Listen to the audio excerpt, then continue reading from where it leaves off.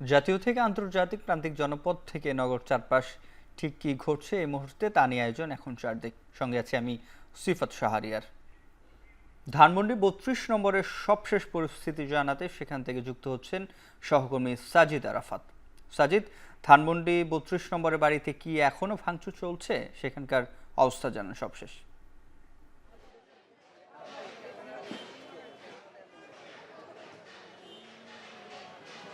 সিফাত, আমরা গতকাল থেকে দেখছি শেখ মুজিবুর রহমানের যে ধানমন্ডির ৩২ নম্বরের বাড়ি সেটি ভেঙে ফেলার যে কার্যক্রম সেই কার্যক্রম চলছে এবং আজও আমরা সকাল থেকে দুপুর কিংবা বিকেল গড়ি এখন রাত ৮টা বাজে এখনও কিন্তু অসংখ্য মানুষের পদচারণা এখানে দেখছি এবং বিক্ষুব্ধ ছাত্র জনতাও কিন্তু এখানে রয়েছে। তারা কিন্তু এখনও এখানে যে কার্যক্রম যেই বাড়িটি ভেঙে ফেলার সেটি কিন্তু এখনও চালিয়ে যাচ্ছেন, যদিও পুরো বাড়িটি এখনও ভেঙে ফেলা সম্ভব হয়নি। সেই জায়গা থেকে আমরা সন্ধ্যায় এর আগেও কিন্তু দেখাচ্ছিলাম যে যে জায়গাগুলো বাকি আছে এখনো ভেঙে ফেলার, সেগুলো ভেঙে ফেলার কার্যক্রম কিন্তু এখনো চালিয়ে যাচ্ছেন এখানকার বিক্ষুব্ধ ছাত্র জনতা।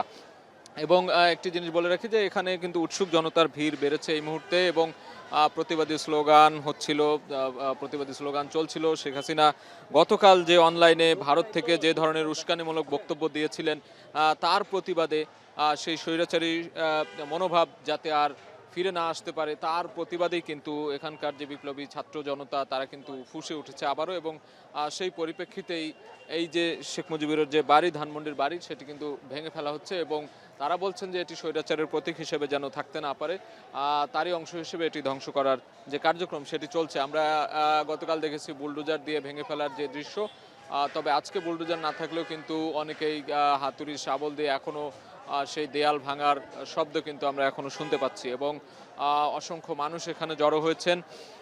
অনেকের সাথে কথা বলেছি আমরা, তারা যেটি বলছিলেন যে এই যে জুলাই গণ অভ্যুত্থানের মধ্য দিয়ে যে নতুন করে বাংলাদেশ তার সেই রক্তের যে বিনিময়ে পাওয়া যে নতুন করে স্বৈরাচার মুক্ত যে বাংলাদেশ হয়েছে এবং সেই যে মানুষগুলো মারা গেল কিংবা শহীদ হলো কিংবা যারা পঙ্গুত্ব বরণ করলো তাদের প্রতি কোনো ধরনের অনুতপ্ত, অনুশোচনা কিংবা ক্ষমা চাওয়ার যে দৃষ্টান্ত সেটি কিন্তু এখন পর্যন্ত সেই স্বৈরাচারী আওয়ামী লীগের পক্ষ থেকে কিন্তু দেখানো হয়নি, যার ফলে কিন্তু এই ছাত্র জনতা, যে বিক্ষুব্ধ ছাত্র জনতা আবারও ফুঁসে উঠেছে এবং তারা এই যে স্বৈরাচারের যে ধরনের নিদর্শন রয়েছে এখনো সেগুলো নিশ্চিহ্ন করার যে কার্যক্রম সেই কার্যক্রম কিন্তু এখনো চালিয়ে যাচ্ছেন। তো এই ছিল এখানকার সবশেষ খবর ৩২ নম্বর থেকে। ধানমন্ডি ৩২ থেকে সবশেষ জানাচ্ছিলেন সহকর্মী সাজিদ আরাফাত। এদিকে নারায়ণগঞ্জের ওসমান পরিবারের আদি নিবাস বাইতুল আমান ভবন ভাঙছে বিক্ষুব্ধ ছাত্র জনতা। সেখান থেকে সবশেষ জানতে সরাসরি যুক্ত হচ্ছি। যেহেতু এটি অত্যন্ত পুরাতন একটি ভবন, ইতিমধ্যে এই ভবনটির একটি বিশাল অংশ ভেঙে ফেলা হয়েছে। দোতলা বিশিষ্ট এই ভবনটি কিন্তু ভাঙার যে কার্যক্রম সেটি কিন্তু একেবারে চলছে। আর এই ভবনটি যেহেতু নারায়ণগঞ্জের চাষারা মোড়ে অবস্থিত, একদম মোড়েই অবস্থিত, এর দুই পাশেই কিন্তু দুইটি প্রধান সড়ক, একটি হচ্ছে ঢাকা থেকে অর্থাৎ সাইনবোর্ড থেকে নারায়ণগঞ্জে প্রবেশের যেই মূল সড়ক সেই সড়কটি পূর্ব পাশে অবস্থিত এবং এই ভবনটির দক্ষিণ পশ্চিম পাশে অবস্থিত হচ্ছে ফতুল্লা থেকে এসে যে মূল শহরে এসে মিলিত হয়েছে সেই সড়কটি অবস্থিত। যেহেতু প্রধান দুইটি সড়ক এই ভবনটির পাশে অবস্থিত, যাতে কোনো ধরনের দুর্ঘটনা না ঘটে সাধারণ মানুষের উপস্থিতিতে, যেহেতু এই ভবনটি ভাঙা হচ্ছে এবং পাশাপাশি কোনো ধরনের যানজটের সৃষ্টি না হয় সেই বিষয়টিও কিন্তু এখানে দেখছেন যারা উপস্থিত হয়েছেন, যারা এই কর্মসূচি পালন করছেন। এবং যেই সব বিষয়টি বারংবার সামনে আসছে সেটি হচ্ছে যে এই বাইতুল আমান ভবনটি দীর্ঘ সময় বিভিন্ন ইতিহাসের সাথে জড়িত থাকলেও আওয়ামী লীগের দুঃশাসন আমলের কিন্তু নারায়ণগঞ্জ জেলার সাক্ষী হিসেবেই রয়েছে বলা যায়। যেহেতু সবশেষ আওয়ামী লীগের শাসন আমলের কথা যদি বলতে চাই, 2009 সাল থেকে 2024 সাল পর্যন্ত আওয়ামী লীগের যেই শাসন আমল এবং ওসমান পরিবারের যে আধিপত্য, যেটি বলছিলাম যে নারায়ণগঞ্জের প্রতিটি স্থানে, একেবারে প্রতিটি ব্যবসায়িক প্রতিষ্ঠান থেকে শিক্ষা প্রতিষ্ঠান, মসজিদ, মন্দির, খেলার মাঠ, সড়ক, প্রতিটি স্থানেই কিন্তু এই ওসমান পরিবারের আধিপত্য সেটি কিন্তু একেবারে স্পষ্ট ছিল। এবং বিভিন্ন সময় যে ধরনের আধিপত্যকে কেন্দ্র করে যে সমস্ত আলোচিত সমালোচিত ঘটনাগুলো ঘটেছে, প্রতিটি ঘটনাই শামীম নারায়ণগঞ্জের ওসমান পরিবারের আদি নিবাস ভাঙার সবশেষ জানাচ্ছিলেন সহকর্মী মাজহার ইমন।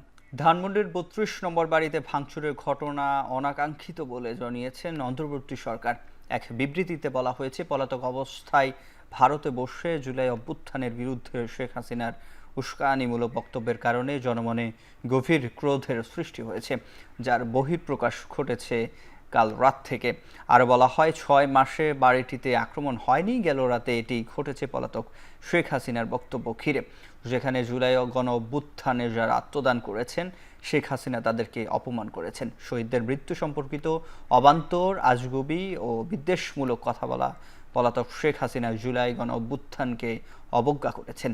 গণ অভ্যুত্থানের মুখে পালিয়ে যাওয়ার পরও হাসিনা দেশে অস্থিতিশীলতা সৃষ্টির হুমকি দিয়েছেন। ভারতে বসে শেখ হাসিনার মিথ্যা বানোয়াট বক্তব্যের তীব্র প্রতিবাদ জানিয়েছে ঢাকা। প্রতিবাদে বলা হয়েছে, সামাজিক মাধ্যম সহ বিভিন্ন প্ল্যাটফর্মে দেয়া উস্কানিমূলক বক্তব্য বাংলাদেশ অস্থিতিশীলতা সৃষ্টি করছে। ঢাকায় ভারতের ভারপ্রাপ্ত হাইকমিশনারকে তলব করে এই প্রতিবাদ লিপি দেয় পররাষ্ট্র মন্ত্রণালয়। বক্তব্যগুলি ছিল অত্যন্ত বেশি আক্রমণাত্মক, যে কারণে হয়তো এই ইয়াং জেনারেশনের সেন্টিমেন্টের শক্ত খুব বেশিভাবে লেগেছে। তারা আমাদেরকে যা জানিয়েছে তা হলো যে তারা তাকে কোনো প্ল্যাটফর্ম দিচ্ছে না, কিন্তু উনি প্ল্যাটফর্ম ব্যবহার করে কিছু করছেন, এবং যে প্ল্যাটফর্মগুলি ব্যবহার করছেন সেগুলি তো হলো আন্তর্জাতিক, আমেরিকা ভিত্তিক ইত্যাদি ইত্যাদি। এটাই হলো ভারতের অবস্থা। যত দ্রুত সম্ভব আওয়ামী লীগ আমলের আলোচিত আয়নাঘর পরিদর্শনে যাবেন প্রধান উপদেষ্টা অধ্যাপক ডক্টর মোহাম্মদ ইউনূস। এ সময় দেশি বিদেশি মিডিয়া প্রধান উপদেষ্টার সঙ্গে থাকবেন। সে সাথে 2009 সালের 6 জানুয়ারি থেকে 2024 সালের 5 আগস্ট পর্যন্ত গুমের ঘটনাগুলো তদন্ত করতে অন্তর্বর্তী সরকার গেল 27 আগস্ট কমিশন গঠন করে। কমিশনে RAB, DGFI, DB, CTTC, CID, police সহ সরকারের বিভিন্ন সংস্থার বিরুদ্ধে প্রায় 1700 অভিযোগ জমা পড়ে। এখনও নিখোঁজ কয়েকশো মানুষ। ধানমন্ডি 32 নম্বরের ঘটনা কারা করেছে এই তথ্য বিএনপির কাছে নেই, সরকারের কারা জড়িত সেটাও জানে না, এমন মন্তব্য করেছেন বিএনপির স্থায়ী কমিটির সদস্য হাফিজউদ্দিন আহমেদ। সকালে জাতীয় প্রেস ক্লাবে এক আলোচনা সভায় তিনি আরও বলেন, অনেকে গণতন্ত্রকে ধ্বংস করার জন্য এই বিশৃঙ্খলা সৃষ্টি করতে পারে। গতকালকে যে ঘটনা ঘটেছে সেটি এখনো চলমান, সেটি এখনো শেষ হয়নি। এটি কারা করেছে এই তথ্য আমাদের কাছে নেই। এতে সরকারের কি ভূমিকা ছিল সেই তথ্য আমাদের কাছে নেই।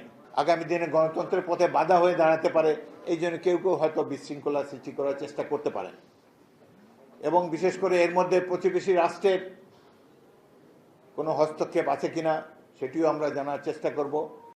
নারায়ণগঞ্জ জেলা প্রশাসক, পুলিশ সুপারের কার্যালয় এবং জেলা ও দায়রা জজ আদালতের সামনে শেখ মুজিবের 3টি মুরাল ভাঙচুর করেছে বিএনপিপন্থী আইনজীবী ও বিক্ষুব্ধ ছাত্র জনতা। দুপুরে মহানগর বিএনপির আহ্বায়ক অ্যাডভোকেট শাখাওয়াত হোসেন খান ও সদস্য সচিব অ্যাডভোকেট আবু আলী ইউসুফ খান টিপুর নেতৃত্বে শেখ হাসিনার বক্তব্যের প্রতিবাদ কর্মসূচি পালন করা হয়।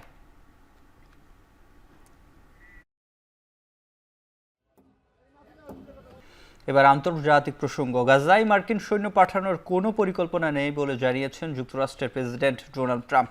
বরং তিনি মনে করেন, হামাসের সাথে সংঘাত শেষ হলে যুক্তরাষ্ট্রের কাছেই গাজা পুনর্গঠনের দায়িত্ব হস্তান্তর করবে ইসরায়েল। ট্রুথ সোশ্যালের পোস্টে এই দুটি বিষয় উল্লেখ করে গাজা ইস্যুতে যুক্তরাষ্ট্রের অবস্থান পরিষ্কার করেছেন ডোনাল্ড ট্রাম্প। এর আগে মঙ্গলবার হোয়াইট হাউসের সংবাদ সম্মেলনে ট্রাম্প প্রস্তাব করেন, যুক্তরাষ্ট্র গাজা পুনর্গঠনের দায়িত্ব নেবে। শেষ করছি এখন চারদিক। এখন টেলিভিশন ওয়েবসাইটে দেখতে ভিজিট করুন www.এখন.tv, ফেসবুকে দেখতে ভিজিট করুন facebook.com/tv.এখন, ইউটিউবে দেখতে ভিজিট করুন youtube.com/c/এখন tv।